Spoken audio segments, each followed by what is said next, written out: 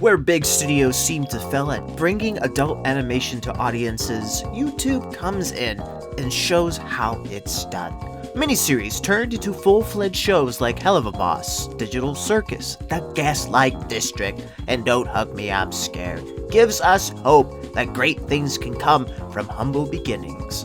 That is, if the algorithm is on your side, or an audience already formed prior to the release of the series. I believe I found a series on YouTube that fell through the algorithmic cracks of YouTube. A series with quality animation that demands attention.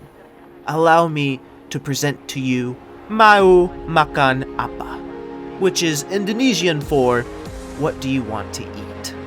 This show, I'll call it a show because it has episodes, first came to my attention thanks to clips being posted on Twitter. Bits and pieces, but it was enough that it caught my interest. That was 6 months ago. I thought the series was yet to be posted, but to my shock, it was posted 4 months ago. How did it go under my radar? I don't know. Another thing that baffles me is the views both episodes 1 and 2 have. They're both currently sitting under 200k views. My assumption was the first episode would at least breach the 1 mil mark, yet here I am. Disappointed. It irks me. It vexes me that a uniquely crafted animation underperformed. But let's talk about Mau Makan Apa. Created by Labyrinth, based on his webcomic of the same name, Mau Makan Apa introduces us to an Earth consumed by clouds. Natural disasters threaten the existence of all life, but only few remain. Civilization adapts to its grim, desolate home. Companies and governments making the best out of the desolate situation, even as the only source of natural food became contaminated due to the folly of man. One food item remains that keeps everyone from eating each other. Tempeh, invented by this guy. He's kind of viewed as the engineering Jesus to a starving world. But with all the good he's done, there are accidents that led to the deaths of thousands. One particular accident led to this character to disappear, which pushes us into the plot. The things that I love about this series is its visuals. My brother in Christ, who let this man cook? Visually, Mau Makan Apa boasts such an amazing spectacle in all aspects in terms of visuals, animation, the shots, camera angles. It all serves to make the world feel tangible, interesting, rich. Let's talk about the cinematography of Mau Makan Apa for a second here. Easily the thing that allows for the series to stand out against other shows on YouTube. I mean, just look at this.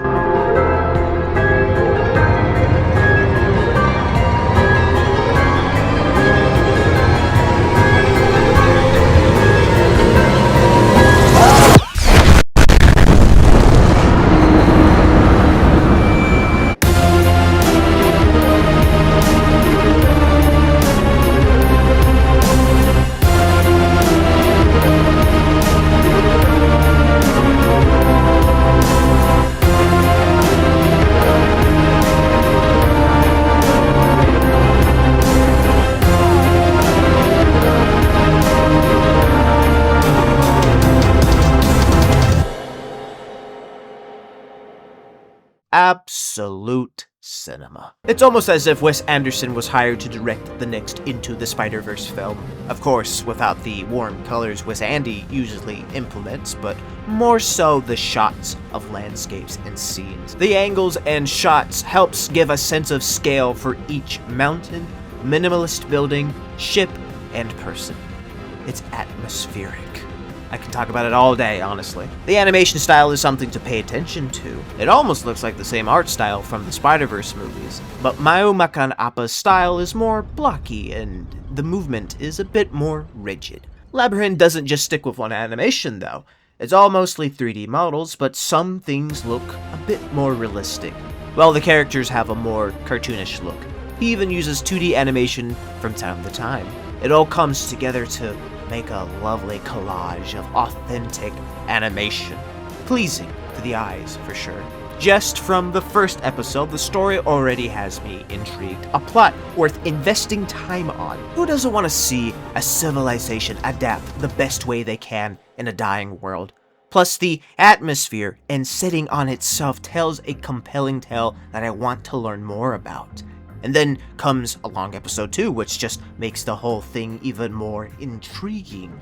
Cats with special abilities created in a laboratory experiment? Fuck yeah, that shit is dope as fuck! Character-wise, well, no one so far has caught my interest. That's not bad, they just haven't shown themselves fully yet. Again, only 2 episodes are out, so I'll give them time to develop. Also, the voice acting is okay. The first episode, they hired someone who could speak English to voice the main cat, but in this second AP, it's all subs, so you get to hear the not-so-quality mics. It doesn't necessarily bother me, but I think it adds a level of charm to it, I guess. My biggest gripe with the series has to be its pace. Sure, there's scenes where it's supposed to be fast-paced, and it works, but there are moments in the second episode where things happen with little to no setup, which kind of makes it feel like it's random. With no explanation, a thing happens and I'm left there a bit stunned. I have to pause and rewatch to fully understand what's happening. I wish that Labyrinth would have given the plot a little bit more time to develop, so when a big event happens, it doesn't get lost due to how quickly it happened. A little more exposition, a little more setup would go a long way. But beyond that, we have ourselves here a banger.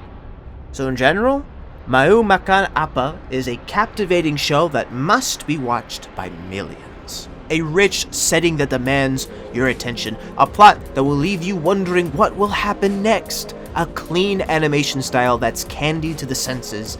Yes sir, the show here is without a doubt an underrated banger. YouTube, you cucked Labyrinth by not promoting his show.